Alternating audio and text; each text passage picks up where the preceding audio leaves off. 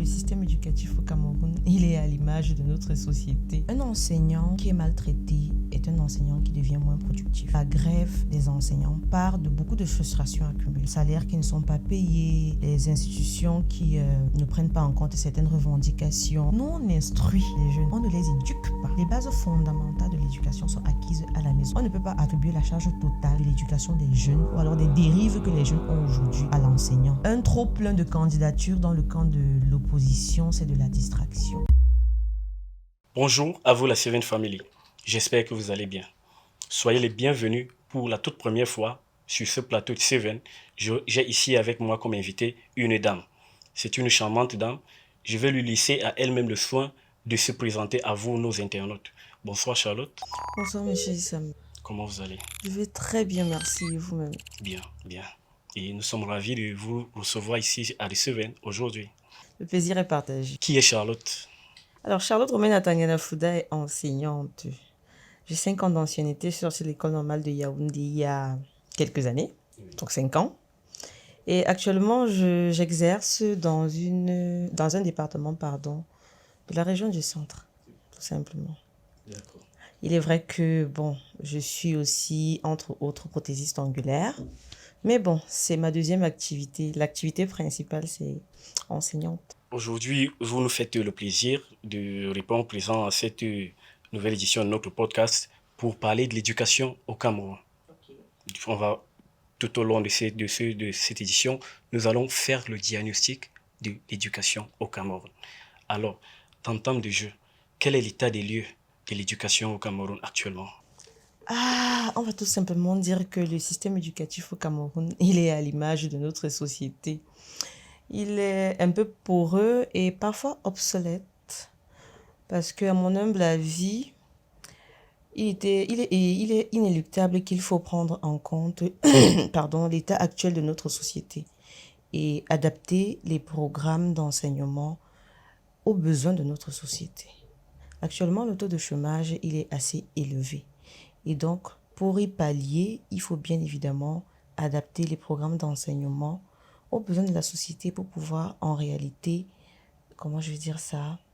changer les choses. Dans le milieu scolaire dans lequel vous vous trouvez, qui est la cible principale de notre thématique de ce jour, comment est-ce qu'il se porte? Les enseignements, le système éducatif en général, les cours, le corps éducatif, les enseignants, les élèves qui sont à votre charge, comment est-ce qu'ils se portent? Quel est le milieu, le climat qui prévaut actuellement dans les établissements scolaires au Cameroun? Actuellement, pour le moment, nous sommes en train de préparer les examens officiels. Donc, nous sommes au four et au moulin pour la préparation des examens officiels. Nos apprenants sont notre priorité. Donc, c'est de ça qu'il est question actuellement dans le système éducatif camerounais. Les examens officiels vont commencer dans moins de 19 jours. On va commencer avec le baccalauréat de l'enseignement général dans moins de 19 jours. Donc, actuellement, c'est sur cela que les enseignants sont en train de s'appesantir. Rien d'autre. Alors, dites-nous, Charlotte, comment est-ce que vous, en tant qu'enseignante, comment est-ce que vous parvenez à dispenser vos cours avec aisance dans ce milieu où on reconnaît la jeunesse d'aujourd'hui de plus en plus émancipée? Émancipée, non, je ne dirais pas émancipée, mais je dirais distraite. Distraite par les outils qui sont à leur disponibilité, vous voyez, à leur disposition, pardon. Distraite par le téléphone, Internet, les ordinateurs, mais émancipée, je dirais non. Vous savez, dans l'enseignement, le plus important, c'est le savoir. Le plus important, c'est le savoir. Le savoir, c'est assagir les apprenants. Quand l'apprenant sait qu'en face de lui, il y a quelqu'un qui connaît, il y a quelqu'un qui sait de quoi il va parler, l'apprenant s'assagit tout seul. Donc, c'est assez facile pour moi. C'est assez facile pour moi de gérer mes apprenants parce que je prends le soin, justement, de bien préparer les leçons. Et quand je me mets en face de l'apprenant, je sais exactement ce que je dois dire. Et quand le contenu est attrayant, l'apprenant, il est captivé. Et la séance d'enseignement-apprentissage se passe dans les plus bonnes conditions possibles. Alors, tout à l'heure, vous parliez des moyens, de ces outils-là qui les perturbent de plus en plus. Mais vous savez qu'aujourd'hui, au milieu des établissements scolaires, le téléphone portable apparaît comme un outil incontournable. Comment est-ce que vous appréhendez cette intégration de cet outil? Les TIC sont aujourd'hui incontournables. Vous le savez, nous le savons tous. Les TIC sont aujourd'hui incontournables. Donc, pour ma part, on ne peut pas faire sans les TIC. Mais ce qu'il faut faire, c'est canaliser leur utilisation par les apprenants pour qu'il n'y ait pas de dérive, justement. Parce que sous d'autres cieux, les enfants ont accès à l'outil informatique bien plus tôt que chez nous. Pourquoi pas chez nous? Pourquoi pas chez nous? Donc, je pense qu'il faudrait juste canaliser l'utilisation de ces outils TIC-là. Montrer aux apprenants le bien fondé de les utiliser. Parce que si l'apprenant, ou alors on va dire les élèves, se retrouvent dans une position où ils savent que c'est un outil et non une distraction, ils vont l'utiliser à bon escient. Parce qu'aujourd'hui, on a le e-learning, on a les enseignements à distance. Donc, on ne peut pas faire sans les TIC. Si les apprenants savent que le téléphone, mon ordinateur portable, mon téléphone, ce sont des outils qui vont me permettre d'acquérir des connaissances ou bien de mieux travailler, ils vont forcément se concentrer sur les aspects positifs de ces TIC-là plutôt que sur les dérives. Donc, je pense qu'on devrait les orienter davantage sur l'utilité des TIC pour qu'ils s'éloignent le plus possible de la distraction. Sous d'autres cieux, les apprenants utilisent les outils informatiques un peu plus tôt. Pourquoi pas au Cameroun? Oui. Alors, parlant des TIC, comment est-ce que, dites-nous, quel est votre processus de préparation de vos cours? Est-ce que davantage vous intégrez l'intelligence artificielle? L'intelligence artificielle dans la préparation de mes cours, non. Ce que j'utilise dans la préparation de mes cours, c'est généralement les moteurs de recherche traditionnels que nous utilisons tous, Google, Chrome et tout le reste. Et ce que j'utilise même le plus, ce sont les manuels réglementés. Les enseignants ont à leur disposition des livres programmes qui leur disent ou alors qui leur donnent la conduite à tenir, le canevas à respecter, les enseignants, les savoirs, pardon, à dispenser aux apprenants. Donc, avec mon livre programme et les différents manuels au programme, parce qu'il y a une différence entre le livre programme et le livre au programme. Le livre programme, c'est le livre de l'enseignant, celui qui donne le canevas à l'enseignant, alors que le livre au programme, c'est le livre de l'élève que l'enseignant peut aussi utiliser, bien évidemment. Donc, il n'y a que les manuels de référence et mes moteurs de recherche que j'utilise pour la préparation de mes leçons. L'intelligence artificielle ne me sert pas dans la préparation des leçons, mais dans mon autre activité. Je l'utilise beaucoup dans la création de contenu parce que l'intelligence artificielle me donne beaucoup d'idées, beaucoup de scripts, beaucoup d'idées, beaucoup de planification, même dans la création de contenu pour mon autre activité. Alors donc, aujourd'hui, vous restez dans la traditionnalité? Oui, traditionnel. Je suis traditionnel. Moteur de recherche, si j'ai besoin d'une image, d'une illustration, je vais sur Google, je cherche mon image, je l'introduis, je sais pas, sur ma planche ou dans mon sujet d'évaluation. Si j'ai besoin d'un éclaircissement par rapport à une notion, je vais sur Internet, je cherche et je trouve. D'accord. Alors, quel est votre jugement? Quel est le jugement que vous faites aujourd'hui concernant le mot d'ordre lancé par certains enseignants du secteur public dont lequel vous faites partie? Quel est votre jugement concernant ce mot d'ordre de grève? La vérité, c'est que un enseignant qui est maltraité est un enseignant qui devient moins productif. Un enseignant qui a des frustrations est un enseignant bien moins productif. C'est un enseignant dont le potentiel est réduit. Alors, je pense que la plainte ou alors la grève des enseignants part de beaucoup de frustrations accumulées. Les salaires qui ne sont pas payés, les institutions qui ne prennent pas en compte certaines revendications. Donc, tout ça part des frustrations. Et je pense que si les frustrations des enseignants ne sont pas prises en compte, la résultante sera forcément un déficit dans le rendu sur nos élèves, un déficit dans le travail, une insuffisance, une diminution de rendement en réalité, une diminution de rendement tout simplement. Parce que si le rendement, et vous savez que si le rendement diminue, forcément les résultats, ça va se faire ressentir dans les résultats scolaires des enfants. Donc ça part tout simplement des frustrations. Un enseignant qui est frustré, c'est un enseignant qui sera bien moins productif. Donc, on comprend que la grève est légitime et elle a lieu d'être. Quand on a des revendications, qu'on est syndiqué, on a le droit de revendiquer. Quand on estime qu'on n'est pas bien traité et qu'on est syndiqué, on a le droit de revendiquer dans la légalité de la chose. Parce que le problème qui se pose, c'est que beaucoup grèvent dans l'illégalité.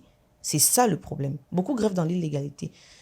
tout personnel qui est syndiqué, même s'il n'est pas enseignant, tout employé qui est syndiqué a le droit de gréver. Je pense que c'est inscrit dans le droit du travail. Les employés ont le droit de gréver, vous voyez un peu. Sauf qu'il faut gréver dans la légalité. Il ne faut pas que votre grève devienne une entorse à l'évolution, je ne sais pas, de l'éducation ou à l'évolution des programmes scolaires. Il faut gréver dans la légalité. Beaucoup qui grèvent ne sont pas syndiqués. Beaucoup qui grèvent ne sont pas syndiqués. Et c'est un problème.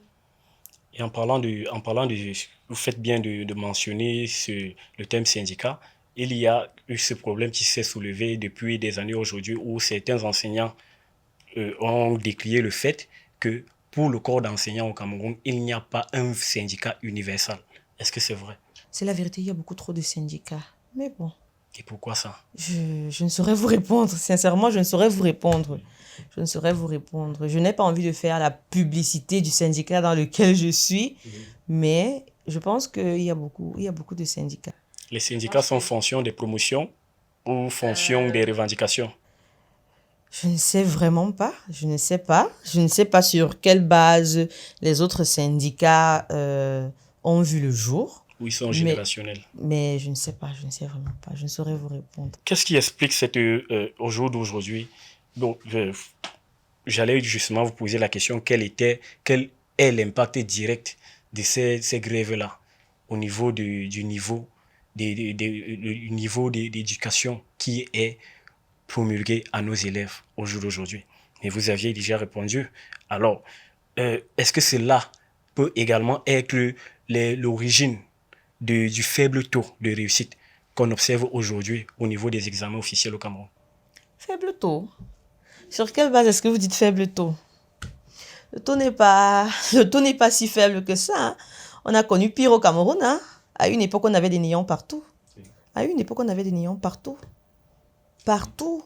Mais le taux de réussite, on ne va pas dire que le taux de réussite est reluisant, mais dire qu'il est faible, c'est insulter nous les enseignants parce que nous faisons du bon boulot. Nous faisons du très bon boulot avec les apprenants. Et je ne sais pas s'il y a un enseignant qui ne termine pas les programmes quand il tient une classe d'examen. Tous les enseignants s'arriment à terminer leur programme. Tous les enseignants font les efforts pour que cet enfant qui va à l'examen ait en sa possession toutes les connaissances, tous les outils pour braver les épreuves qui seront devant lui. Vous voyez un peu. Donc dire que le taux de réussite est faible au Cameroun, non. Les Camerounais sont les plus intelligents de l'Afrique centrale, je vous rappelle. Donc, ce n'est pas totalement vrai. Les taux de réussite ne sont pas, comment on va dire ça, reluisants, au point où on devrait s'en vanter, mais ils ne sont pas faibles non plus, parce que les enseignants font du bon travail. Alors, parlant des réformes qui ont été prises par le ministère de l'enseignement secondaire sur les nouveaux critères de réussite des examens officiels, est-ce que vous pensez que, au détriment de ce que vous veniez de nous annoncer tout à l'heure, que le taux est, disons, stable?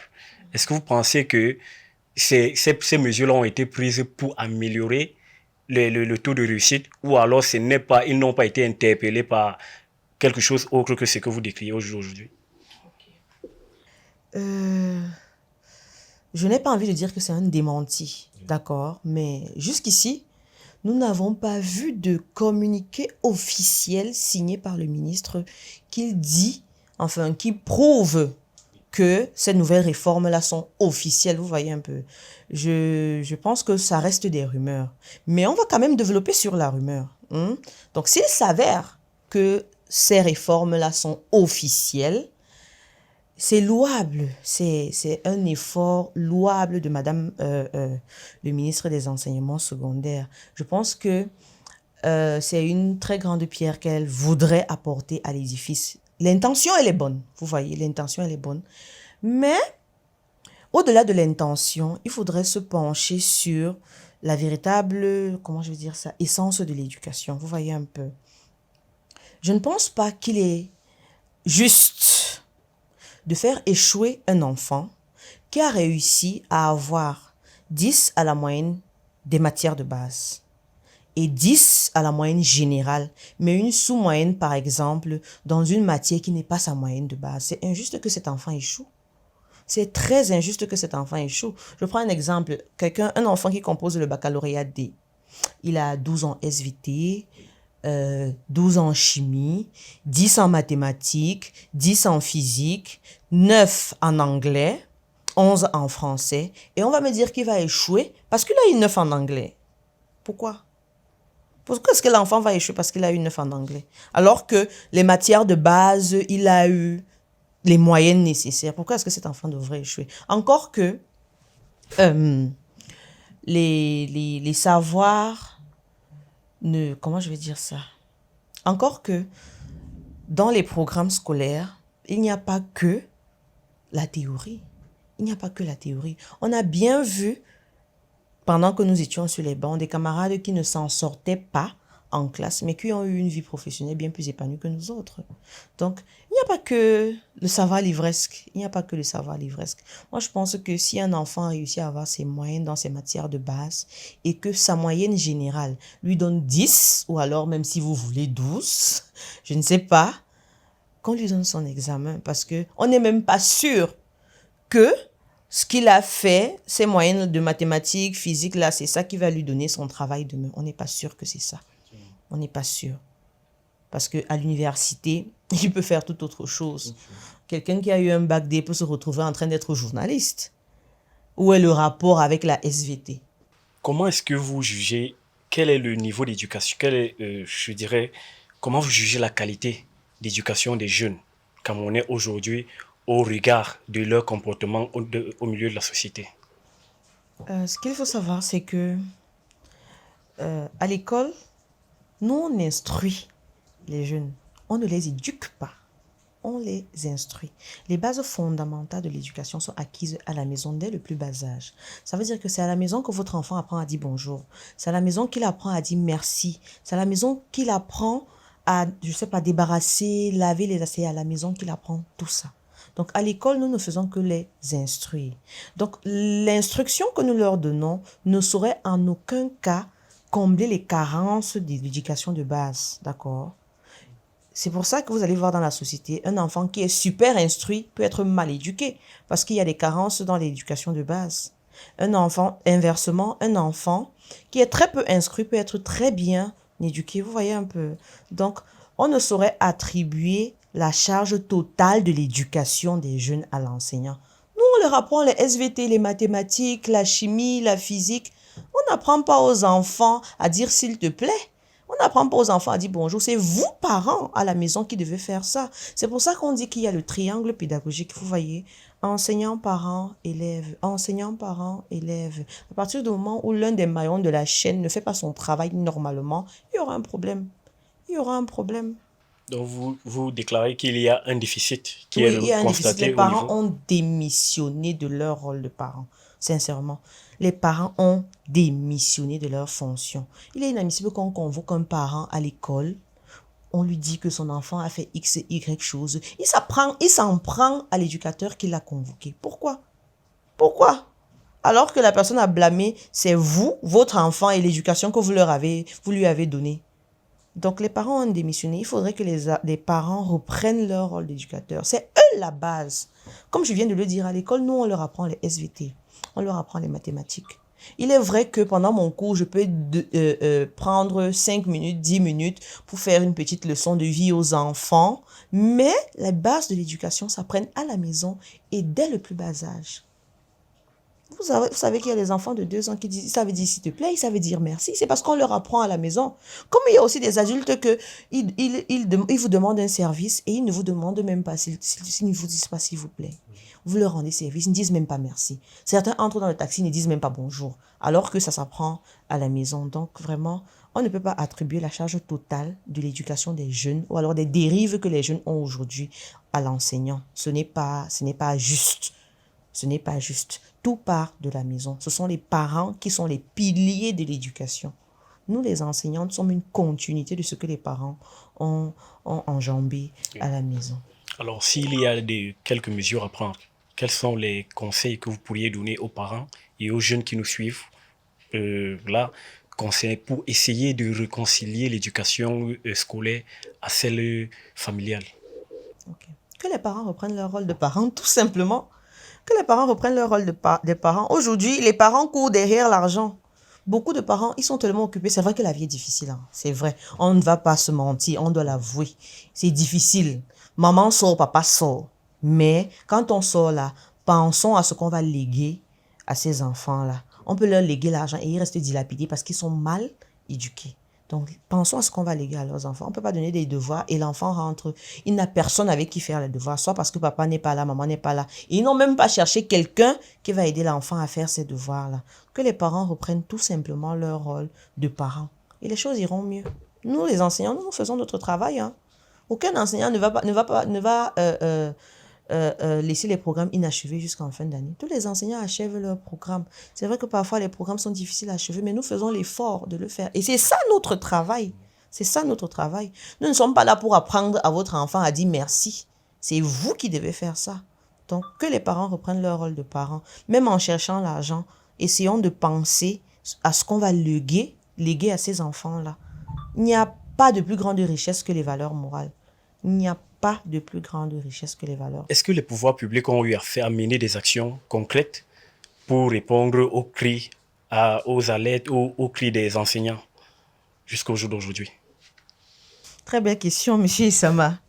Alors, si on regarde l'évolution entre les débuts de la grève, je pense que c'est en 2024 ou 2023, 2022. Oui, si on regarde entre 2022 et en 2025, les choses ont évolué. Même si c'est une évolution à pas de tortue, les choses évoluent quand même. L'État fait de son mieux. L'État essaye de faire quelque chose. Parce qu'aujourd'hui, certains problèmes ont été résolus, les prises en charge ne sont plus aussi lentes, les choses évoluent. Même à part de tortue, les choses évoluent tout de même. On ne va pas blâmer l'État aujourd'hui comme on blâmait l'État en 2022. Vous voyez un peu, les choses ont évolué. Un tout petit peu, mais les choses ont évolué quand même. Et on espère que les choses vont continuer d'évoluer dans ce sens. Comme quoi, par exemple? Est-ce qu'aujourd'hui, un enseignant qui finit sa formation, disons, les sorties sont souvent programmées généralement les fins d'année, mois d'octobre. Est-ce qu'un enseignant qui finit sa formation au mois d'octobre, c'est un exemple, au jour d'aujourd'hui, il peut aller jusqu'à quand pour voir son solde effectif? La vérité, c'est que je ne sais pas comment ça se passe actuellement, mais je ne peux que parler de mon cas il y a 5 ans. Et il y a 5 ans, vous êtes d'accord avec moi que c'est ancien. Donc, s'il y a 5 ans, après quelque chose comme, c'était 6 mois, on a eu nos premiers salaires, je pense bien. C'était 6 mois, oui, je pense bien c'était 6 mois. Parce qu'on était sorti en décembre 2020, oui. On nous a affectés en décembre 2020. Donc, on nous a mis à la disposition de l'État en décembre 2020. Et je pense que 6 mois après, toute la promotion a eu pas son salaire dans l'intégralité, mais c'était les 1 tiers, les 2 tiers, quelque chose comme ça. Donc, il y a 5 ans, c'était comme ça. J'ose croire qu'aujourd'hui, c'est bien moins de 6 mois le temps d'attente. Donc, c'est une évolution. Même si elle est minime, ce serait une évolution. Vous voyez un peu. Donc, je ne sais pas, je ne connais pas l'état actuel des traitements de dossiers, mais je me dis que s'il y a 6 mois, s'il y a 5 ans, c'était 6 mois, aujourd'hui peut-être c'est 1 mois, peut-être c'est 2 mois. En plus, avec les nouvelles réformes du ministère qui gère la prise en charge avec Aigle, je me dis que bon, les choses iront de plus en plus rapidement. D'accord. Bon, nous sommes en année électorale, comme vous le savez bien. Les élections sont prévues au mois d'octobre. Nous sommes déjà rendus à sensiblement moins de 7 mois, je pense, quelque chose comme ça. Quel est votre regard? Aujourd'hui, chaque jour, on a de nouvelles personnes, de nouvelles faces qui font surface sur la scène électorale, qui présentent leur candidature. Quel est votre regard sur ces nouveaux entrants? Je vais ici citer le professeur Bayebek, le professeur Valérie Bessala, et il y a une dame. Quel est votre regard sur la dame? Bijou Omankenye, je pense, si la prononciation est bonne. Ok, les efforts sont louables. C'est encourageant de voir que tout le monde veut participer à l'évolution des choses parce qu'on est d'accord qu'il faut que les choses changent. Et c'est encourageant, c'est louable de voir que beaucoup de personnes veulent que les choses changent. Vous voyez un peu. Je vais peut-être choquer certains, mais je pense que un trop plein de candidatures dans le camp de l'opposition, c'est de la distraction. À mon humble avis, c'est de la distraction. C'est de la distraction et c'est de la dispersion d'énergie. C'est de la dispersion d'énergie, à mon humble avis. Pour moi, et seulement pour moi, l'opposition gagnerait à se rallier. L'opposition gagnerait beaucoup à se rallier. Si vraiment l'objectif, c'est gagner les élections, l'opposition gagnerait à se rallier. Parce que il est inéluctablement vrai que plusieurs petites forces réunies forment une grande force. Donc l'opposition gagnerait à se rallier. Beaucoup de partis d'opposition, c'est de la distraction et de la dispersion d'énergie. Ça ne nous aide pas. De jour en jour, on observe une forte mobilisation, une intégration forte des femmes sur les questions politiques. Et d'ailleurs, on a une dame, une nouvelle figure qui a fait surface. Est-ce que vous pensez qu'elle a toutes ces chances-là de pouvoir se hisser au sommet au soir du scrutin, sachant que les femmes, pour la majorité, est-ce qu'elle peut compter sur les femmes? C'est une question complexe. C'est une question compliquée. Moi, je suis quelqu'un de rationnel. Je suis quelqu'un de rationnel. Et en toute rationalité, je ne voterai pas pour elle. Pourquoi? Parce que c'est vrai que je n'ai pas encore lu son programme politique, mais je ne la connais pas. Je ne la connais pas. Pourquoi je ne la connais pas? Parce qu'elle ne s'est pas montrée avant les élections. Elle ne s'est pas montrée avant les élections. Il aurait fallu, cette candidature aurait été bien perçue par moi et par beaucoup d'autres personnes, je pense aussi, si ça avait été une figure féminine présente bien avant l'année électorale. Bien avant l'année électorale. Ce n'est pas à quelques mois de l'élection que on va venir se présenter, apparaître comme ça et vouloir le soutien des femmes. En tout cas, on va écouter son programme politique. S'il est séduisant, s'il est reluisant, on ira dans son sens. L'élection, ce n'est pas une question de sexe, hein. C'est une question de rationalité dans le programme politique. Est-ce que le programme politique du candidat répond aux besoins de la société? Point. Si c'est pertinent, on va voter pour elle. Mais s'il y a plus pertinent qu'elle, on va voter pour la personne qui nous semblera plus pertinente. C'est aussi simple que ça. Sinon, c'est encourageant, c'est louable. Je suis même très contente qu'une femme ait eu le courage d'oser. C'est même très bien. Parce que nous sommes dans une société patriarcale où les femmes n'ont pas toujours la place qu'elles devraient avoir dans la société. Nous sommes dans une société patriarcale dans laquelle la femme est toujours renvoyée au second plan. Donc, voir qu'une femme se présente aux élections, c'est encourageant, c'est louable, mais la stratégie n'a pas été bien pensée. Il aurait fallu qu'elle sorte de son trou bien avant les élections. Si on l'avait pensé. C'est vrai que je ne suis pas suffisamment cultivée sur la chose. Mais je pense que si elle avait été sur la scène politique, bien avant, je l'aurais connue. Parce que moi, je l'ai connue seulement au moment de la déclaration ou alors de l'annonce de sa possible candidature aux élections présidentielles. Eh bien, nous sommes parvenus au terme de cette entrevue. Déjà, je tiens à vous remercier pour le contenu riche que vous nous avez servi ici et je pense que c'est le cas également pour nos abonnés qui nous suivent. Alors, nous, on a pour coutume ici à D7 qu'on offre l'opportunité à nos invités de clôturer la session. Ok. Donc, vous allez regarder la caméra et puis vous allez nous clôturer la session. Ah, je ne sais pas le faire. Je ne sais même pas quoi dire. Je ne sais pas comment ça se passe, mais bon.